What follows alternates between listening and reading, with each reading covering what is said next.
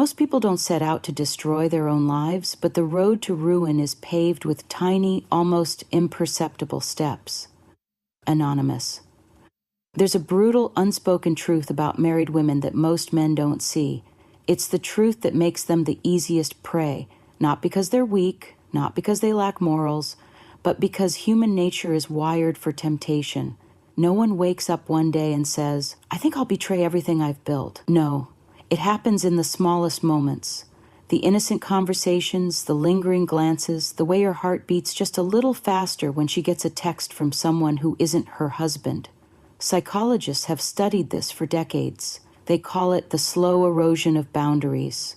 One step at a time, one thought at a time, until, one day, she looks in the mirror and doesn't recognize the person staring back at her. So why are some married women so easy to lure in? And more importantly, how do they justify it to themselves? That's exactly what we're about to expose. Let's begin. 1. The unspoken void. Why some married women seek external attention. Great marriages are partnerships. It can't be a great marriage without being a partnership. Helen Mirren marriage, at its best, is a bond that withstands time, trials, and temptations, but not all marriages remain as strong as they once were. Some women, despite having taken vows, find themselves drawn to attention outside their marriage, and most of the time, it's not about physical attraction alone, it's psychological. The biggest mistake people make is assuming these women are looking for an escape. In reality, many of them are simply searching for something they lost along the way. Human beings are wired for connection. Women in particular have a deep-rooted need for emotional intimacy, not just physical presence. In the beginning stages of marriage, this intimacy is strong. The late-night conversations, the stolen glances, the feeling of being seen. It's intoxicating. But over time, routine takes over. Suddenly, life becomes predictable. The deep conversations turn into logistical discussions about grocery lists and household chores. Passion gives way to duty, and worst of all, she starts to feel invisible. This is where the danger begins. Dr. John Gottman, a renowned relationship psychologist, explains that the silent killer of relationships isn't conflict, it's indifference. When a woman no longer feels noticed by her husband, her subconscious mind starts seeking validation elsewhere, sometimes without her even realizing it. People will do anything to avoid being lonely, even if it means losing themselves in the process. Mitch Albom, a simple compliment from a stranger, a conversation with a man who actually listens. A moment where she feels interesting again, and suddenly that tiny interaction feels like oxygen after years of suffocation. Marriage comes with responsibilities, predictability, stability.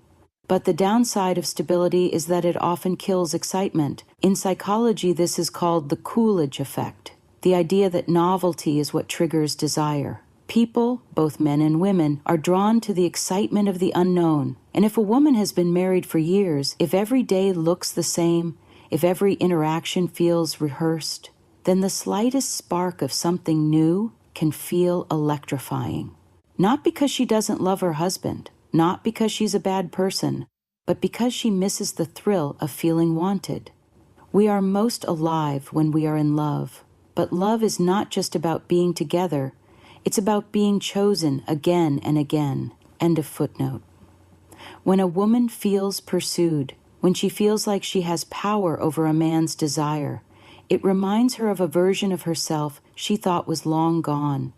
The younger version, the confident version, the one who felt effortlessly attractive. And so, even if she never intends to cross any lines, she might start walking closer to them, because in those fleeting moments, she feels alive again. Another overlooked reason why some married women become susceptible to external validation is social identity loss. Many women after marriage start to feel like they are no longer an individual. They are someone's wife, someone's mother, someone's caretaker. Their identity shifts from who I am to others. Before marriage, she was a mystery, an individual, someone with dreams, interests, passions. After marriage, she becomes defined by her roles: wife, mom, supporter, the one who keeps things together. While these roles are beautiful, they can also become restrictive. If a woman no longer feels like her own person, she might start seeking out interactions that make her feel separate from her role. And sometimes that interaction comes in the form of another man. 2. The justification game. The mind will always find a way to justify what the heart has already decided. Anonymous. No one wakes up one day and says, "I think I'll betray my marriage today." That's not how it works. When a married woman begins engaging in emotionally or physically risky behavior, it doesn't happen all at once. It's a slow, slippery process, one that is often justified in the deepest corners of her mind long before it manifests in real life. Because the truth is, guilt is an unbearable weight, and if someone can convince themselves that what they're doing isn't really wrong, they no longer have to carry that weight. So how does this happen? How do married women rationalize crossing the line? At first, everything feels innocent. It's just a little attention. What's the harm? I'm just talking to him. There's nothing wrong with that. It's not like I'm cheating. I'm just enjoying the moment. The human brain is a master of self-deception. If something feels good but goes against one's moral values, the brain creates excuses to bridge the gap. Psychologists call this cognitive dissonance, the tension that arises when our actions contradict our beliefs. And when that tension becomes too much to bear, the mind bends reality to protect itself. The easiest person to fool is yourself. Richard Feynman. So, a woman who was once completely loyal starts playing mental games. She downplays her actions. It's just flirting. It's not like I'd actually do anything. She shifts the blame. If my husband paid more attention to me, I wouldn't need this. She compartmentalizes. This has nothing to do with my marriage. This is just something separate for me. But here's the kicker. The more she justifies, the further she'll go. For many married women, the first betrayal isn't physical, it's emotional. This is what makes it so dangerous. With physical cheating, the lines are clear. There's no gray area in kissing, sleeping with, or intimately touching another man. But an emotional affair? That's where things get blurry. Late-night texts, conversations that go deeper than they should, sharing personal struggles with another man instead of her husband. At first, she tells herself it's just emotional. There's no harm in talking. But emotional intimacy is powerful. When a woman shares her mind, her thoughts, and her emotions with a man, she's already started detaching from her husband. Cheating isn't always a physical act. The moment you start keeping secrets from your partner, you've already crossed the line. Unknown, and this is where the real danger lies. Because when emotions are deeply involved, physical boundaries start to break down. The "I deserve this" justification, the last and most dangerous rationalization, is the "I deserve this" mindset. At this stage, a woman no longer sees her actions as questionable. In her mind, they are justified. I've sacrificed so much for this marriage. I deserve to feel good again. He's ignored me for years. If he doesn't care, why should I? I've been faithful for so long, and it's gotten me nowhere. What's the point? This is the point of no return. At this stage, the emotional connection she's formed with another man feels more real than the marriage itself.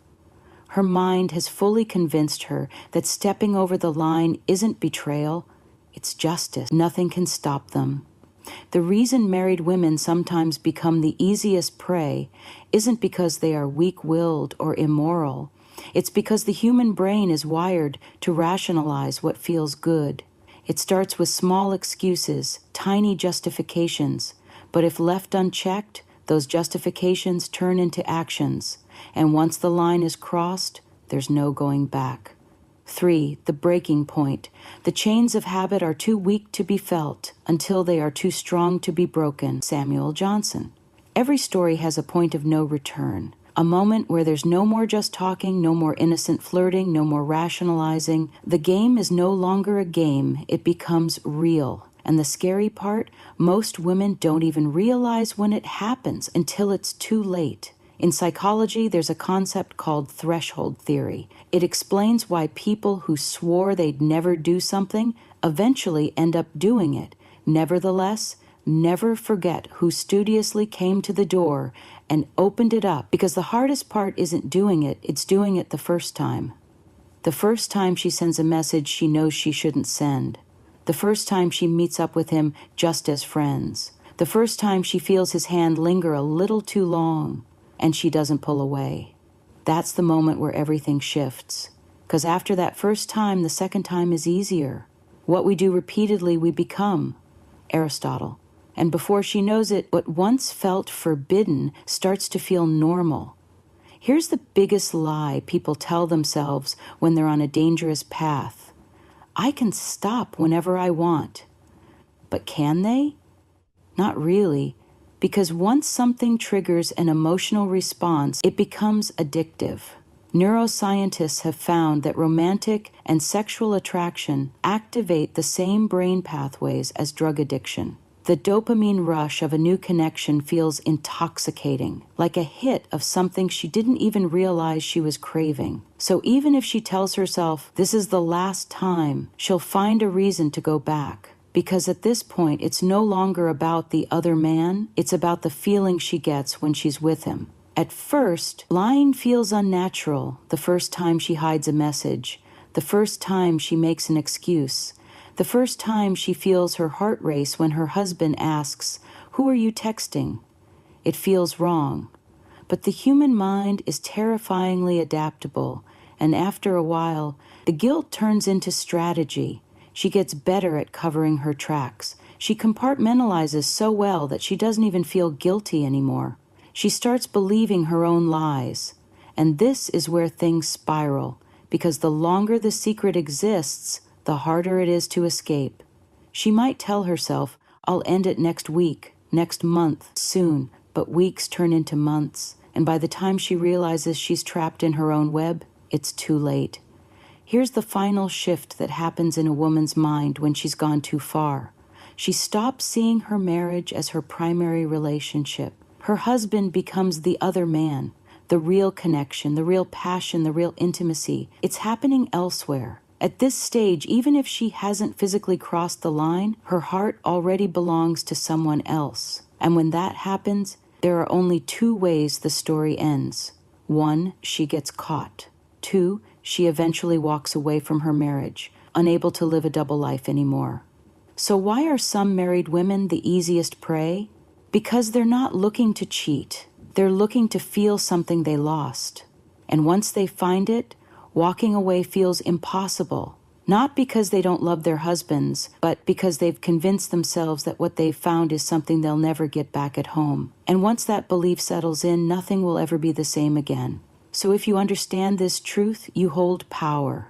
The power to see what others miss, the power to read between the lines, the power to recognize the silent signals before they turn into something irreversible. And with that knowledge, you'll never be blind to the game again. This is Stoic Guide. Until next time, take care and see you in the next video.